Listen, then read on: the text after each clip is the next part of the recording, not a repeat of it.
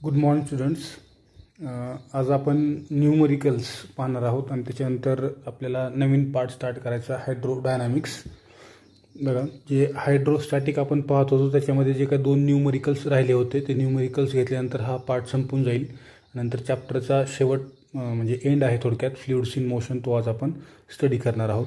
त्याच्यामध्ये 2.6 पहा, एक्झाम्पल 2.6. याच्यात त्यांनी काय म्हणलं बघा आपल्याला, what should be the diameter of water drop so that excess pressure inside it is 80 Newton per meter square. Surface tension of water त्यांनी आपल्याला दिलेलं आहे. काय म्हणलं बघा, परत एक वेळ सांगतो, what should be the diameter of water drop. एक पाण्याचा थेंब आहे, बरोबर आहे, त्याची डायमीटर किती असेल. हा एक वॉटर ड्रॉप आहे, याची डायमीटर किती असेल, याची डायमीटर त्यांनी आपल्याला फाइंड आउट करायला सांगितली. डायमीटर किती असेल जेणेकरून त्या ठिकाणचं असणारं जे एक्सेस प्रेशर आहे, एक्सेस प्रेशर आपण कसं फाइंड आउट करतो, तर इनसाइड प्रेशर पी आय आणि आउटसाइड प्रेशर पी ओ, बरोबर आहे. पी इन आणि पी आउट या दोघांमधला difference P I minus P O, हा जो डिफरन्स आहे हा डिफरन्स म्हणजेच एक्सेस प्रेशर हे किती आलं पाहिजे, 80 न्यूटन पर मीटर स्क्वेअर एवढं आलं पाहिजे. बघा, परत एक वेळेस सांगतो की अशा प्रकारचा एक वॉटर ड्रॉप तुम्हाला चॉईस करायचा आहे जेणेकरून त्या वॉटर ड्रॉपच्या आतमधले आणि बाहेरचं प्रेशर ह्या दोघांमधला डिफरन्स हा 80 न्यूटन पर मीटर स्क्वेअर आला पाहिजे. तर अशा वॉटर ड्रॉपची डायमीटर किती असायला पाहिजे असं त्यांनी आपल्याला विचारलेलं आहे. रेडियस पण विचारू शकतात, डायमीटर पण विचारू शकतात. तुम्ही रेडियस कॅल्क्युलेट केली की तुम्हाला डायमीटर कॅल्क्युलेट करता येते, बरोबर आहे. त्यामुळे अगोदर आपल्याला रेडियस फाइंड आउट करावं लागेल. आणि रेडियसच म्हणजे काय आहे, R is equal to D/2 और D is equal to 2R हा फॉर्म्युला आहे, आपल्याला माहीत आहे. म्हणजे अगोदर आपल्याला रेडियस त्याची कॅल्क्युलेट करावी लागेल. आणि त्याने आपल्याला आणखीन एक गोष्ट दिली या ठिकाणी, surface tension of water. Surface tension of water त्याने आपल्याला सांगितलं आहे T is equal to 7.27 into 10⁻⁻² newton per metre.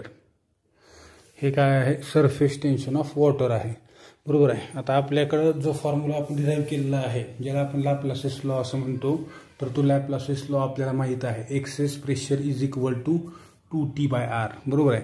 Access pressure P I minus P O is equal to 2T/R in case of water drop. आणि in case of soap bubble असेल तर काय येईल या ठिकाणी, 4T/R येईल. फक्त एवढा डिफरन्स आहे. या ठिकाणी वॉटर ड्रॉप आहे, वॉटर ड्रॉपला फ्री सरफेस एकच असतो बाहेरच्या बाजूनं, त्यामुळे या ठिकाणी 2 टाइम्स R येईल.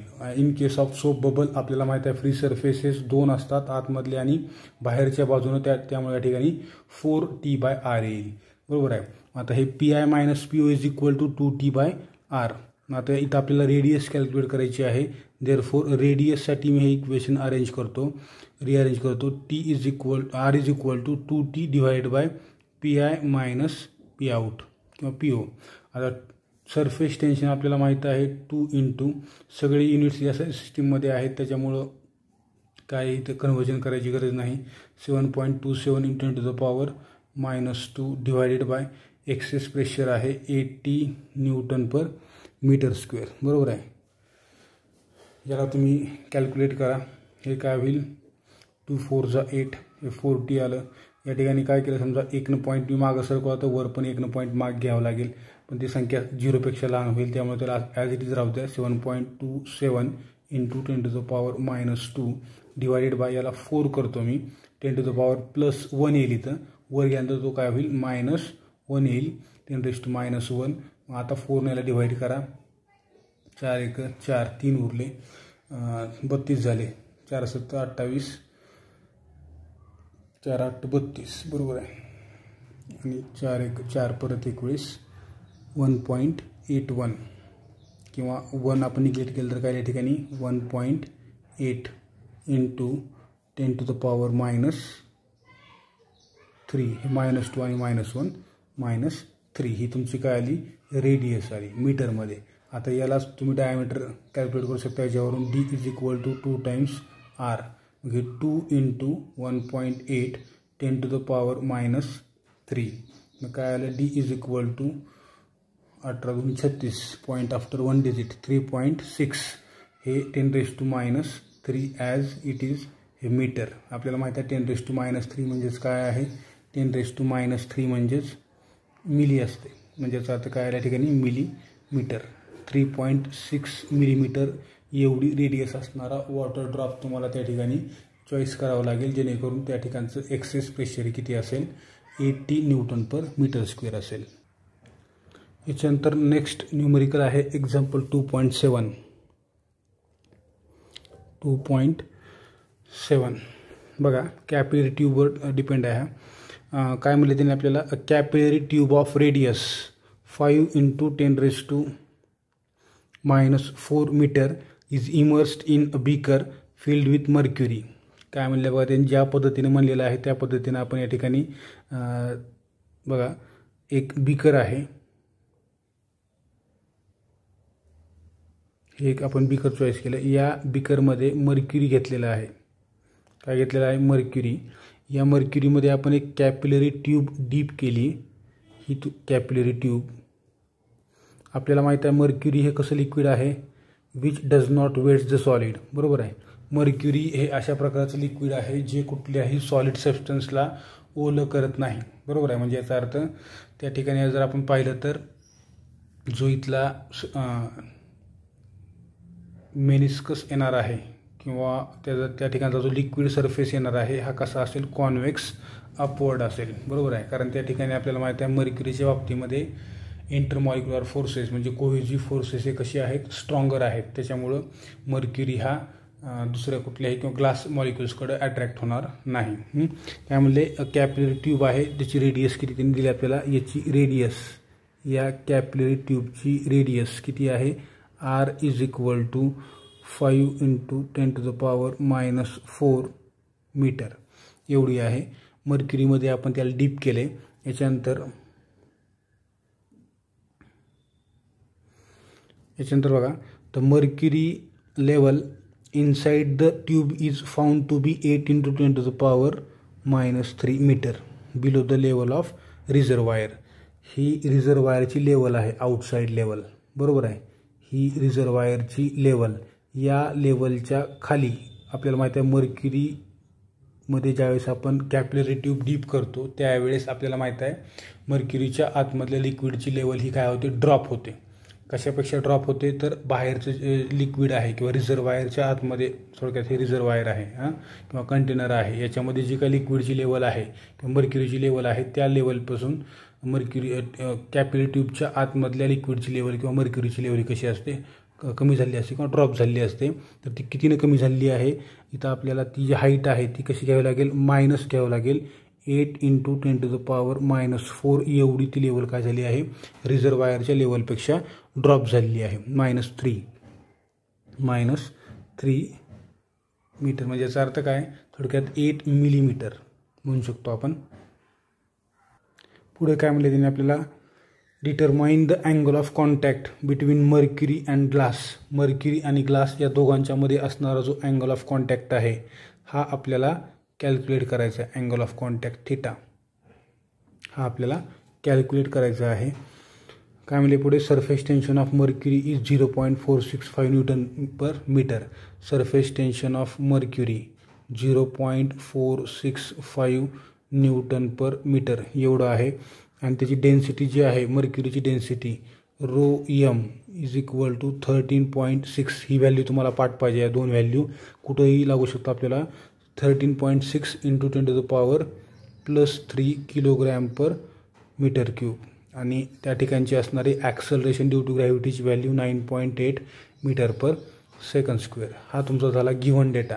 काय काय सांगितलं बघा, याच्यामध्ये एक कंटेनर आहे किंवा एक रिझर्वायर आहे, त्याच्यामध्ये आपण मर्क्युरी घेतलेला आहे. ही मर्क्युरीची लेवल आपण या ठिकाणी दाखवली आहे. याच्यामध्ये आपण एक ग्लास कॅपिलरी ट्यूब डीप केली, ज्या कॅपिलरी ट्यूबची रेडियस किती आहे 5 × 10⁻⁴ मीटर एवढी आहे. त्याच्यानंतर आपल्याला माहीत आहे की ज्यावेळेस आपण मर्क्युरीमध्ये कॅपिलरी ट्यूब डीप करतो त्यावेळेस लिक्विडची लेवल, कुठली लिक्विडची level, inside the capillary tube लिक्विडची लेवल काय होते, ड्रॉप होते. किती ड्रॉप झाली तर 8 × 10⁻³ मीटर म्हणजे याचा अर्थ 8 मिलीमीटरनं ती ड्रॉप झाली. तर मग आपल्याला ते सांगितलं की angle of contact theta find out करा जर समजा मर्क्युरीचं सरफेस टेन्शन किती आहे 0.465 न्यूटन पर मीटर आणि त्याची डेन्सिटी किती आहे 13.6 × 10⁻³ किलोग्रॅम पर मीटर क्यूब एवढी असेल आणि ॲक्सलेरेशन ड्यू टू ग्रॅव्हिटीची value 9.8 metre per second square असेल तर त्या ठिकाणी angle of contact find out करा बिटवीन ग्लास अँड मर्क्युरी. मग हा झाला आपला गिव्हन डेटा. आपण जो डिराईव्ह केलेला फॉर्म्युला आहे तो आपल्याला माहीत आहे. साठी डिराईव्ह केला आहे, साठी पण डिराईव्ह केला आहे. तुम्ही कुठला यूज करू शकता, एकच आहे. T = H r ρg / 2 cos θ. हा आपला फॉर्म्युला आहे. किंवा H = 2t cos θ / ρgr हे आपण पाहिलेलं आहे, बरोबर आहे. आणखीन एक तोच फॉर्म्युला आहे. H = 2t cos θ / ρgr. हा फॉर्म्युला देखील चालतो किंवा दोन्ही पण फॉर्म्युले एकच आहेत. फक्त हा टी साठी अरेंज केला आहे, हा एच साठी अरेंज केलेला आहे. आपल्याला इथं कॉस थिटा फाइंड आउट करायचा आहे. त्याच्यामुळं अगेन हा फॉर्म्युला आपण कॉस थिटासाठी काय करणार आहोत, रिअरेंज करणार आहोत. हे कॉस थिटा मी या साईडला घेतो. कॉस थिटा = या ठिकाणी काय होईल, हे टी इथं खाली येईल. एचची व्हॅल्यू किती आहे हे मायनस साईन इकडं दिलं तरी चालतं, इकडं दिलं तरी चालते. कॉस असल्यामुळे इकडं पण देऊ शकता, इकडं पण देऊ शकता, दोन्ही पण एकच आहे. इथलं साईन मी इकडं देतो. 8 × 10⁻³ त्याच्यानंतर आरची व्हॅल्यू आहे 5 × 10⁻⁴ रोची व्हॅल्यू आहे 13.6 × 10⁻+3. जीची व्हॅल्यू आहे 9.8 / 2t. 2 × सरफेस टेन्शन आहे 0.465. आता याला आपल्याला सॉल्व करायचं आहे. विदाऊट लॉक टेबल देखील तुम्ही सॉल्व करू शकता आणि लॉक टेबलचा वापर करून देखील तुम्ही याला सॉल्व करू शकता. बघा इकडे कसं सॉल्व करायचं. जेवढा अवघड सोपं आहे तेवढं आपण या ठिकाणी डिवायडेशन करून घेऊ शकता. हे 2 4 = 8, बरोबर आहे. हे मायनस कॉस थिटा = 4 पंचे हे 20 झालं × 10⁻⁻, किती होते बघा, हे -3 + 3 कॅन्सल, काय राहिलं फक्त इथं -4 × 13.6 × 9.8 / 0.465. आता याच्यानंतर बघा इकडे मायनस कॉस थिटा = इथं 20 म्हणजे काय, 2 × 10⁻+1. 2 न याला मल्टिप्लाय करा किंवा याला मल्टिप्लाय करा. बघा इकडं 2 न समजा आपण याला आता आपल्याला माहिती आहे जीची व्हॅल्यू जी आहे ती ॲप्रॉक्सिमेट आपण 10 घेतो. जर समजा आपल्याला लॉक टेबल नसेल आपल्याजवळ आणि आपल्याला हे जर सॉल्व करायचं असेल तर जीची व्हॅल्यू आपण ॲप्रॉक्सिमेटली 10 घेतो. हे 10⁻+1. इथं 20 म्हणजे काय, 2 × 10⁻+1. हे +1 आणि हे +1 किती झाले +2 आणि हे -4 किती होते -2. म्हणजे ह्याला परत लिहितो मी 2 × 10⁻⁻2 × 13.6 / 0.465. आता याच्यामध्ये परत काय करा, याला डिवाइड करा. कसं होईल, किंवा याला डिवाइड करा खाली, काय होईल मायनस कॉस थिटा = याला आपण काय करू, समजा 4.65 असं करू. तर 4.65 म्हणजे याचा अर्थ पॉवर काय होईल 10⁻⁻1 येईल. वर गेल्यानंतर काय होईल 10⁻+1 होईल. मग आता याला 2 डिवाइड करा. 2 × 2 = 4, 2 × 3 = 6, 2 × 2 = 4 असं येईल, बरोबर आहे. इथं काय होईल 13.6 / 2.3 10⁻, इथं काय होईल -1 येईल. आणि ह्यानं याला डिवाइड जर केलं तर काय होईल मायनस कॉस थिटा = 23चा पाडा येत असेल तर 23ने याला डिवाइड करा, नसेल तर काय करा, याला 13 कन्सिडर करा, याला 2 कन्सिडर करा. काय होईल या ठिकाणी तुमचं जे आन्सर येणार आहे ते ॲप्रॉक्सिमेट 6च्या आसपास येईल, बरोबर आहे. 2 6 = 12, बरोबर आहे. म्हणजे याचा अर्थ 6 समथिंग येईल.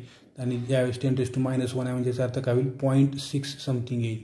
तर पुस्तकामध्ये ती व्हॅल्यू आहे 0.5732. तुम्ही 23ने याला डिवाइड करा, तुमचं त्या ठिकाणी आन्सर काय येईल 0.5732. परंतु तुम्हाला अशा वेळेस लॉक टेबल प्रोव्हाइड केलेला असतो. असे जे न्यूमरिकल्स आहेत ते शक्यतो तुम्हाला बोर्डामध्येच पडतात.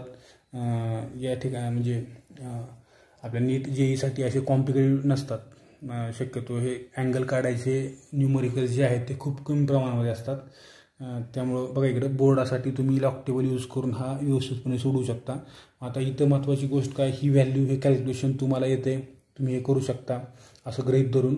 या ठिकाणी इथं याच्या पुढचा जो पार्ट आहे मायनस कॉस थिटा म्हणजेच काय, तर मायनस कॉस थिटाला आपण कसं लिहितो, कॉस पाय मायनस थिटा, बरोबर आहे. कारण कॉसची जी व्हॅल्यू आहे ती कशी असते, मायनस कधी असते, अबाव 90 आणि बिलो 180 या दोघांच्या मध्येच कॉसची व्हॅल्यू मायनस येते. हे जे मायनस साईन आहे हे काय दाखवते की कॉसची व्हॅल्यू किंवा तो जो अँगल आहे अँगलची व्हॅल्यू 90च्या पुढे आहे आणि 180च्या खाली आहे. मग त्याला आपण असं पाय मायनस थिटा असं लिहू शकतो. इज इक्वल टू या ठिकाणी काय होईल 0.5732 बरोबर आहे. मग आता इथे काय करू शकता तुम्ही, याला जर समजा इकडे घेऊन गेलात तर काय होईल, pi minus theta is equal to cos inverse of 0.5732. तुम्ही ही जी व्हॅल्यू आहे ही नॅचरल कोसाईनमध्ये जा आणि त्या ठिकाणी 5732च्या जवळची व्हॅल्यू कुठली आहे ती बघा आणि त्या ठिकाणी तुम्हाला अँगल मिळेल 55 degree 2 minute. Pi minus theta is equal to 55 degree 2 minute असा अँगल मिळेल. थिटाला या साईडला घ्यायला इकडं आणा, पाय म्हणजे 180, मग theta is equal to 180 minus 55 degree 2 minute. मग ह्याच्यातून जर हे सबस्ट्रॅक्ट 180मधून जर समजा 55 डिग्री 2 मिनिट सबस्ट्रॅक्ट केलं तर आता कसं करायचं, तर हे 180 डिग्री म्हणजेच काय आपल्याला माहीत आहे, 180 म्हणजे 179 डिग्री 60 मिनिट्स असं आपण लिहू शकतो. मग तुम्ही आता म्हणजे 1 डिग्री यातला काढला मी त्याला मिनिटमध्ये कन्वर्ट केलं, 1 डिग्री म्हणजे 60 मिनिट्स असतात.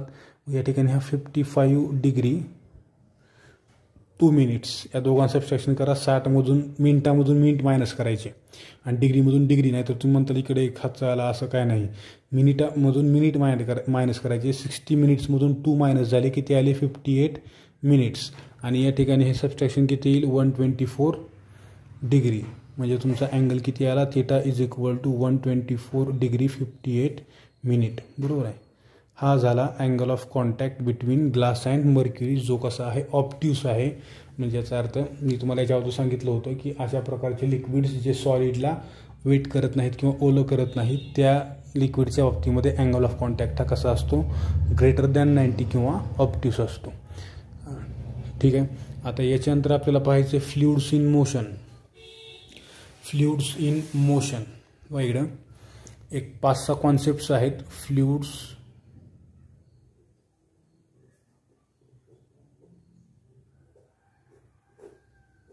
फ्लुइड्स इन मोशन 5-6 डेफिनेशन्स आहेत फ्लुइड्स इन मोशन समजण्यासाठी. आपल्याला त्या समजलं तर फ्लुइड्स इन मोशन हा पार्ट समजू शकतो. आता फ्लुइड्स इन मोशन म्हणजे काय, मी तुम्हाला त्यावर सांगितले फ्लुइड म्हणजे काय, अ सबस्टन्स दॅट कॅन फ्लो, अशा प्रकारचा सबस्टन्स जो फ्लो होऊ शकतो. मग मी याच्यामध्ये काय काय येते तर लिक्विड आणि गॅस येते, दोन्ही पण प्रकारचे सबस्टन्स हे फ्लो होऊ शकतात, त्याला आपण फ्लुइड असं म्हणतो बरोबर आहे. आत्तापर्यंत जे आपण स्टडी केलं तो चॅप्टरचा एक असा पार्ट होता जो म्हणजे हायड्रोस्टॅटिक्स. हायड्रोस्टॅटिक ही मेकॅनिक्सची एक वेगळीच ब्रांच, मेकॅनिक्स म्हणण्यापेक्षा फिजिक्सची एक वेगळीच ब्रांच आहे, ज्या ठिकाणी हायड्रो म्हणजे वॉटर आणि स्टॅटिक म्हणजे रेस्ट पोझिशनला असणाऱ्या वॉटरची स्टडी करणारी ब्रांच म्हणजे हायड्रोस्टॅटिक्स बरोबर आहे. आत्तापर्यंत आपण हायड्रोस्टॅटिक्स स्टडी केलं आत्तापर्यंत. आता याच्यानंतर आपल्याला हायड्रोडायनामिक्स. डायनामिक्स म्हणजे काय, हायड्रोडायनामिक्स म्हणजे काय, डायनामिक्स म्हणजे याचा अर्थ मोशनमध्ये असणार. जसं आपण म्हणतो इलेक्ट्रोस्टॅटिक म्हणजे चार्ज ॲट रेस्ट आणि electrodynamics charge in motion that is current electricity बरोबर आहे. हा जसा डिफरन्स आहे तसं या ठिकाणी हायड्रोस्टॅटिक म्हणजे वॉटर असेल, गॅस असेल किंवा कुठल्याही प्रकारचं फ्लुइड असेल, जे फ्लुइड रेस्ट पोझिशनला असतानाचा स्टडी आपण या ठिकाणी केला. आता तेच फ्लुइड मोशनमध्ये आहे म्हणजे फ्लो होत आहे, ते काय होत आहे, फ्लो होत आहे एका पर्टिक्युलर डायरेक्शनला, तर त्याचा अभ्यास आता आपल्याला याच्यामध्ये करायचा आहे. पण आता याच्यामध्ये महत्त्वाची गोष्ट काय, तर ज्यावेळेस आपण study of motion of real fluid, त्यांनी काय सांगितलं की study of motion of real fluid is very complicated. म्हणजे याचा अर्थ ॲक्च्युअल जे फ्लो होणारं फ्लुइड आहे त्याचा जर आपल्याला अभ्यास करायचं म्हणलं तर ते खूप कॉम्प्लिकेटेड आहे. तो या लेवलचा अभ्यास होणार नाही तुमच्या 12th लेवलचा, कारण त्याच्यामध्ये अशा काही टर्म्स आहेत तुम्हाला ज्यावेळेस हा आपण फ्लुइड इन मोशन पाहणार आहोत त्यावेळेस तुम्हाला दिसून येईल की आपण रिअल फ्लुइडचा अभ्यास का करू शकत नाही सध्या या कंडिशनला, बरोबर आहे. त्याच्यामुळे आपण इथं काय करणार आहोत, एक आयडियल फ्लुइड कन्सिडर करणार आहोत.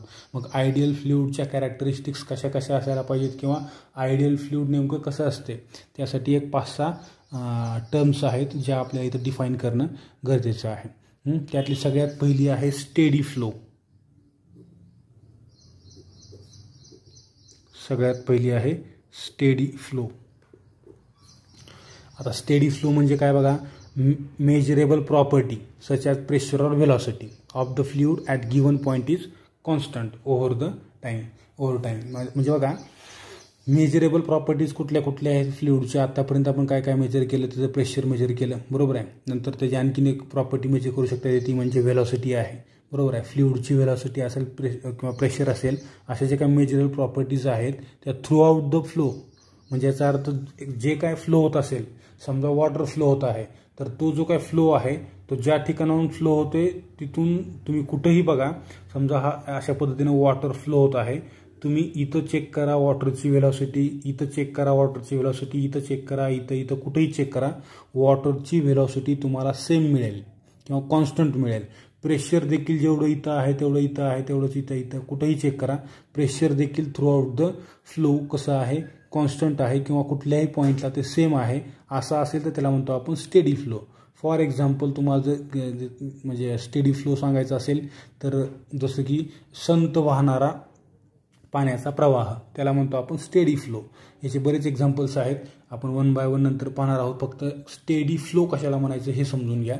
याच्यानंतर सेकंड आहे स्टेडी फ्लो कशाला म्हणायचं, तर प्रेशर आणि व्हेलॉसिटी, फ्लुइडच्या प्रेशर आणि व्हेलॉसिटी ज्या दोन्ही पण कशा आहेत ॲट एनी पॉईंट कॉन्स्टंट आहेत ओव्हर द टाईम. म्हणजे सतत टाईम व्हॅरी झाला तरी देखील प्रेशर आणि व्हेलॉसिटी आपल्याला सेम मिळत आहे, त्याला म्हणतो आपण स्टेडी फ्लो. म्हणून मी तुम्हाला म्हणलं की आपण ॲक्च्युअल असं आपल्याला पाहायला मिळते का, पाणी वाहत आहे, तुम्हाला सगळीकडे त्याचं प्रेशर सगळीकडे त्याची व्हेलॉसिटी सेम बघायला मिळेल का, मिळणार नाही, बरोबर आहे. ती कशी असेल, प्रत्येक ठिकाणी डिफरंट असेल. मग अशा प्रकारच्या फ्लुइडचं स्टडी करणं थोडं कॉम्प्लिकेटेड आहे. त्याच्यामुळे इथं आपण आयडियल फ्लुइड कन्सिडर करणार आहोत. आयडियल फ्लुइडमध्ये सगळ्यात पहिली कंडिशन स्टेडी फ्लो.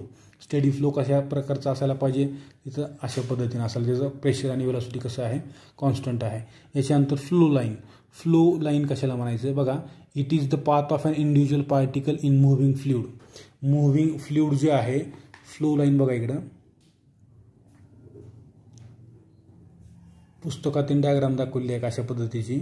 या डायग्रामात जर पाहिलं तर तुम्हाला इथं त्यांनी अशा प्रकारच्या लाईन दाखवलेल्या आहेत, बरोबर आहे. ही लाईन म्हणजे काय आहे, फ्लो लाईन आहे.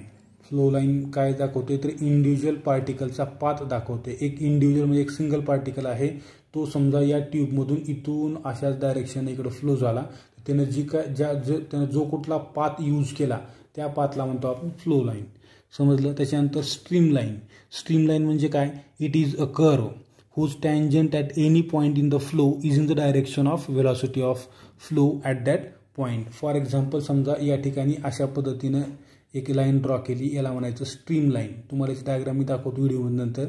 या टँजेंटला तुम्ही काढलेला जो, या कर्वला जो काढलेला तुम्ही टँजेंट आहे तो टँजेंट त्या पॉईंटला त्या पार्टिकलची किंवा त्या फ्लोची व्हेलॉसिटी दाखवत आहे किंवा ती टँजेंट व्हेलॉसिटीच्या डायरेक्शनला आहे म्हणलं तरी चालेल. समजा इथं काढला तुम्ही तर या डायरेक्शनला येईल, अशा इथं काढला तर या डायरेक्शनला येईल. अशा पद्धतीने हे काढलेले टँजेंट जे आहेत ते टँजेंट कसे असतात, in the direction of flow. बघा आता याच्यानंतर आहे फ्लो ट्यूब.